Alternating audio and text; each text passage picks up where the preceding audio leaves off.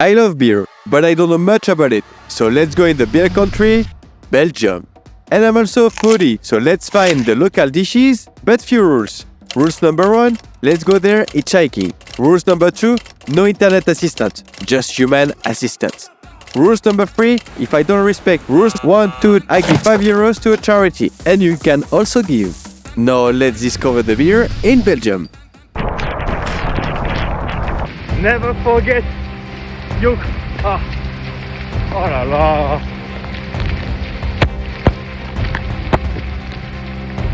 Never forget. Ah. The word is caught. Thankfully in the morning I asked to Dominique a garbage bag.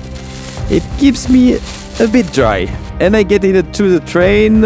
It feels better than being under the rain, for sure.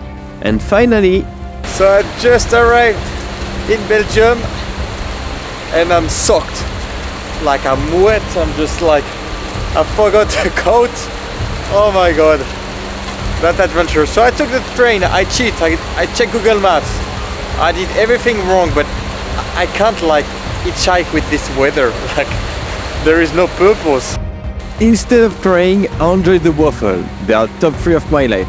Then I get another train and finally arrived in Anga, my final stop for today. And this is the interesting part. Bah ouais, tu as grandi. T'es devenu un homme. Ah mais c'était à 5 ans. Yes, 5 years ago when I was 25, I met Louis. I was doing a long trip from Beijing to St. Petersburg by bus, motorbike in Mongolia, and the legendary Trans-Siberian train.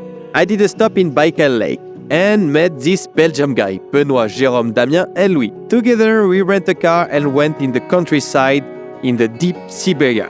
We had one of the most memorable nights of your life with some Russian people. They were the sweetest, and of course, they offered us some vodka, a lot. It's crazy how just one night can impact your memory for all your life. And now, 5 years later, first time we see each other again. That's the beauty of life. Just keep enjoying it. The next morning, Louis helps me to find a brewery, and it's crazy. Everyone brews its own beer here. So we call the small one. Oui, bonjour, on est bien au numéro de Xavier Parmentier.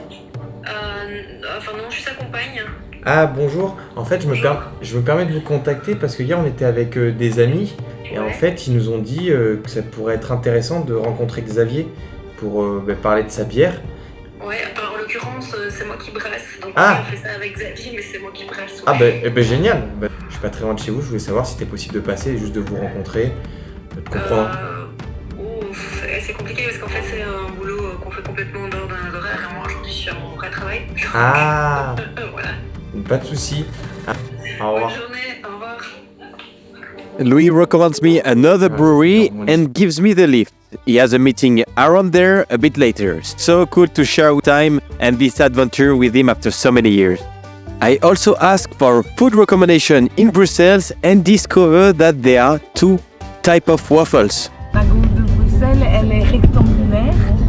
Ok. Donc elle a vraiment un format bien typé, comme ça, tic, avec tous des petits carrés. Et dedans, on te met de la crème fraîche, du chocolat, de la glace.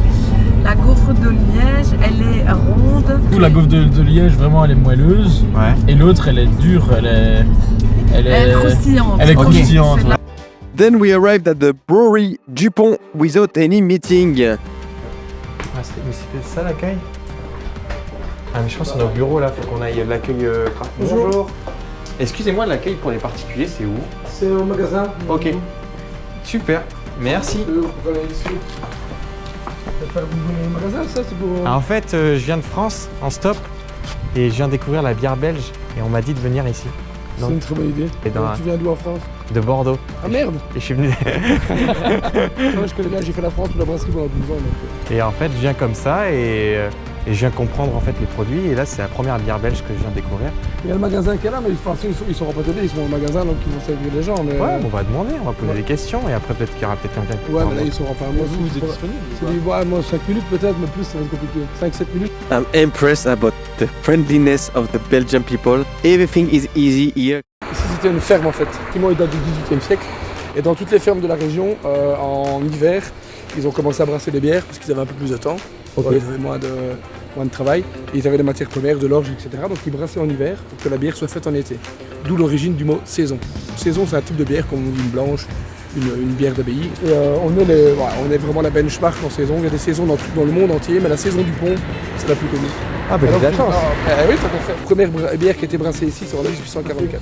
Et c'est Brasserie du Pont depuis 1920. Ah, mais j'ai trop de chance. Hein. Merci Laurent. Bien. Donc là, on rentre dans... C'est là où on brasse. Ici, tout ce qui se passe ici, ça dure 6-7 heures. Donc on mélange de l'eau avec du malt d'orge, on fait monter la température, on le filtre pour retirer les résidus solides, et puis ça passe dans les cuves en cuivre là au-dessus, et après on rajoute les houblons dans ces cuves-là pour l'ébullition. Donc ça, c'est une particularité belge de brûler comme ça. C'est même pas une particularité belge, c'est une particularité de chez nous. Ok. Il n'y a plus beaucoup de brasseries qui utilisent ce système de chauffage. Et ça fait quoi? Ça va avoir des pointes de chauffe sur le cuivre en dessous, donc ça va donner des esters, on va dire des arômes spéciaux. D'accord. Waouh! Et donc, ah ouais, donc là, ça mousse. Ça mousse. Là, c'est pas encore de la bière, donc c'est juste un jus sucré, donc avec les céréales, dans lequel on a rajouté le houblon. Et après, ça part en cuve de fermentation. Et c'est à ce moment-là qu'on va rajouter la levure. Donc la levure va transformer les résidus sucrés en alcool et en CO2. D'accord. Et là, donc pendant 7 jours, là, 6-7 jours, la levure va faire son travail et va transformer ce mou qu'on appelle en bière. Là, par exemple, ce sont des longues cuves et on ne fermente que sur 1 mètre. Donc là-dedans, il y a 124 hectolitres de saison bio depuis le 16 du 6. Là, par exemple, on est monté à 33 degrés. Dans les autres brasseries, souvent à 27-28 degrés, la levure, elle meurt. Et nous, on a une levure complètement tarée, donc on peut monter jusqu'à 35 degrés. Et ça, c'est vraiment notre secret, c'est notre levure. Tout le monde voudrait notre levure parce qu'on a une levure... Mais je veux dire, la levure, c'est pas vous qui la faites, c'est une levure historique, c'est la même levure depuis 100 ans, qui est conservée à 2 endroits différents. En fait, quand on a fini la fermentation, on va pomper le liquide vers une cuve de garde, et on va récupérer la levure. Et on va réensemencer le brassin d'après avec cette levure-là. On peut faire ça pendant 1 ou 2 ans, et quand la levure est abîmée, on retourne à la levure souche.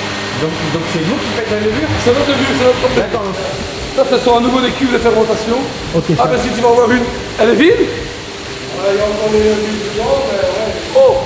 Et ben là, tu vas voir, c'est une levure, justement. De toute façon, pas trop mixée, mais... Cette levure, elle est gardée à 2 endroits différents pour être sûr que, parce que sur la paire, c'est fini. Parce que tout le monde peut acheter du malt, tout le monde peut acheter des cuves, tout le monde peut acheter du houblon. Donc tout le monde peut faire plus ou moins la même bière. Nous, ce qui différencie, c'est qu'on a notre propre eau.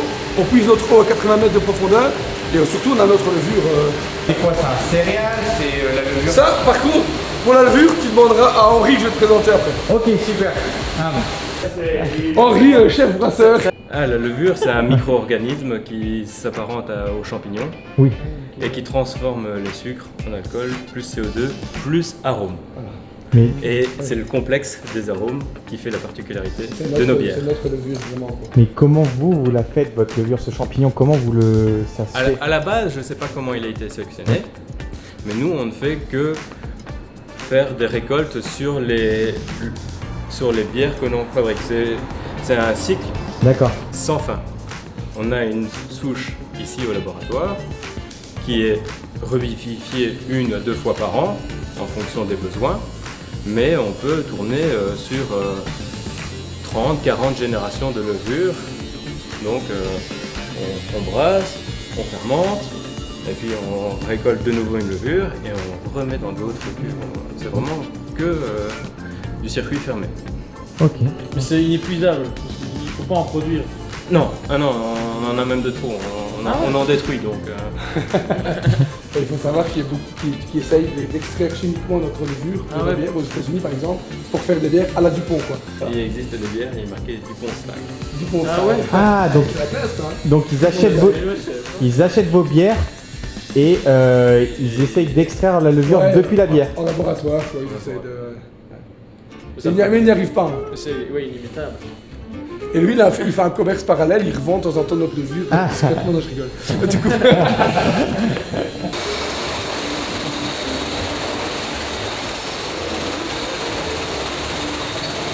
on n'entendra rien, mais tant mieux. Les bouteilles sont nettoyées. Hop. Then it's a classic step. They clean the beer bottles and refill them. It's really impressive how fast the process is. Apparently, they can do 12,000 bottles an hour. Laurent shows us the last secret of the Dupont beer. En fait, un petit résumé, donc on brasse en 6-7 heures la bière. Ok. On l'a vu tout à l'heure. Puis la fermentation fait son travail. Ça dure 6-7 jours. Après ces 6-7 jours-là, quand la bière est faite, on diminue la température. La bière va être stockée dans des tanks de garde pendant 6-7 jours aussi. Donc au total, on a 15 jours. Et après, c'est embouteillé comme on vient de voir. Mais après l'embouteillage, c'est pas fini. Parce qu'il y a une deuxième fermentation en bouteille. Donc là, on la met pendant 6 semaines, 5 à 6 semaines, à 23 degrés. Et là, c'est 23 degrés toute l'année. On réutilise l'énergie du brassage pour chauffer cette pièce. Ici, on ne verra pas trop la différence parce que je pense qu'il fait 23 degrés dans votre petit. Et ici, tout ça, c'est chauffé toute l'année à 23 degrés. Et là, c'est là que la bière refermente. Par exemple, donc c'est la celle-ci, voilà, la saison du pot qui est ici. Elle est là depuis le 4 du 5, donc ça va faire 6 semaines. Elle va bientôt partir, elle est bientôt, entre guillemets, à vendre. Mais donc là, ça reste pas trop longtemps parce qu'il y a déjà eu la fermentation. Comme toutes les bonnes bières, autant les boire assez jeunes. Ok. Mais ça tient 2 ou 3 ans, donc... I'm so lucky. Laurent explained us so well. I couldn't expect it better. They even make cheese flavored with their beer. Now it's time to say goodbye to Louis and go further. Crazy time in this brasserie. Now I will try to go to a malterie where they make the malt, the main ingredient for the beer. There is one like 7 kilometers from here. So let's see, let's do the same thing. Let's try and see what's gonna happen. I will do hitchhiking now because Louis is gone, so but it's not very far, only 7 kilometers. After 200 meters, I see that brewery Dupont in a restaurant. 12 o'clock, let's taste the beer.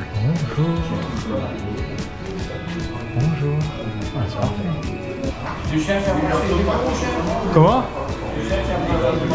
Et en fait là j'allais à la malterie de Belleuil. Qui n'est plus malteur, qui appartient à Français. Ah c'est pas bien ça, je suis français en plus. Normalement, je te conseille une saison du pont. Ah oui, saison du pont. Bonjour madame. Une saison du pont. Et vous faites à manger aussi ou pas? Est-ce que vous avez une spécialité belge? Vous avez pas l'américain ici? Ah ben voilà, tout le monde me dit de tester l'américain. Baptiste, et vous? Marco. Marco, enchanté. Je vais avoir 47 ans chez Dupont.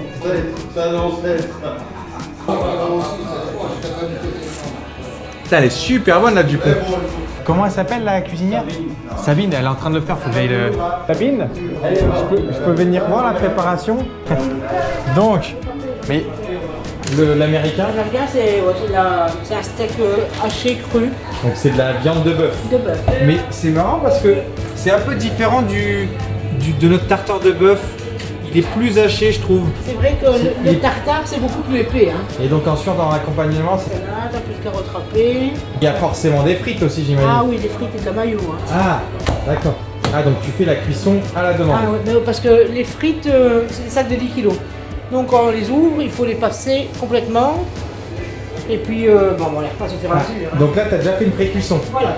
À 150 degrés pendant 5 grosses minutes. En fait, tu les recuis. Ici, on les recuit à 190. 5 minutes toujours Non, ou... non, pas 5 minutes. Hein. Non? Moins. Hein. Moi? T'es prêt à manger tout de suite? Oh, je suis pas pressé, moi. Ah, mais non, bah alors tu me diras quand est-ce que tu veux manger. Ah si, bah quand c'est prêt. Vite dans 2 minutes, c'est bon. Ah bah voilà. Graisse. Graisse de bœuf. Ça, c'est... Ouais. Et voilà. Voilà. Tu peux aller au resto. Oh, pour toi. Non, hein. Quoi? Bah, à côté de Marco. Enfin, à côté de Marco. Allez, à côté de Ah, Marco. à côté de Marco. Ah, il a sorti la casquette. On va me faire adieu là. On va manger avec toi, Rémi. Il vient manger à côté de moi. Il va me dire le secret de la levure. Bon appétit. Ah, mais merci beaucoup. Attends, ça c'est à toi. C'est la mienne. Il faut mettre du pot. On va santé, hein.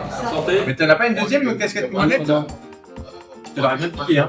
Il a bien piqué. Ça, c'est une génération pro. Ah, mais elle est belle, hein? Et non, c'est pas le même lettrage. Marco is the oldest employee of Brasserie Dupont. I'm so lucky to meet him. It's his day off today. And he's very kind. He just offered me a beer. Bon, mais merci pour me l'offrir. Hein. Alors, tu vas pas me ruiner, ça fait de la pub. C'est vrai que techniquement. Hey, faut avoir le sens du commerce, hein. Ah, ben ça. Hey, c'est comme Kylian Mbappé, hein. Capitaine de formation, hein. A lucky day, Marco wants to give me the lift. I fell in love with these people, like Belgian people, like kindness, so much fun. Just go in this country to understand them. Si jamais t'as... J'hésite pas. Allez, gros bisous. Bon retour, attention. Now it's time to understand the malt. I did not contact them before, but it was so easy to have a short tour and explanation with the director of the production. Là, on reçoit les céréales majoritairement par bateau. Des bateaux de 250 tonnes d'orge. Et l'orge, il vient d'où? L'orge vient essentiellement de France, bassin parisien et les Hauts-de-France. Ensuite, on décharge les bateaux, stockés en silo. Après, on le nettoie pour aller le mettre, on appelle ça des cuves de trempe. Donc le trempage, c'est la première étape du process de maltage. Donc c'est une succession de phases avec de l'eau et sans eau. Et après 2 jours, on met ce malt, l'orge qui a commencé la germination, dans des cases de germination. Et là, dans le germoir, il va rester 4 jours. Donc on va commencer le process vraiment de la germination de l'orge. D'accord. Ensuite, après les 4 jours, on va stopper cette germination et on va sécher le malt. Donc on a un séchage traditionnel qu'on appelle le touraillage.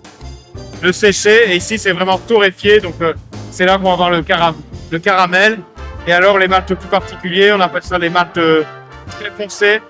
C'est les maltes black, chocolat, là c'est des maltes poussés à très haute température et ils vont ressortir noirs vraiment.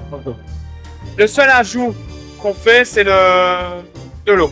D'accord. Donc c'est de l'orge et de l'eau. Et ensuite, c'est donc ce qui va jouer sur le malt, ça va être les températures, les méthodes de séchage. Voilà, exactement. Et c'est ça qui va donner ce pour été caramélisé ou pas. Exactement.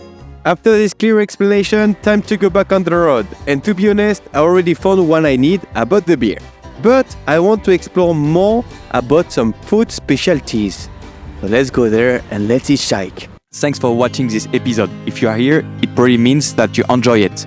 If you want to support this project without effort, don't forget to subscribe, like, share and comment, and see you next week for the next chapter.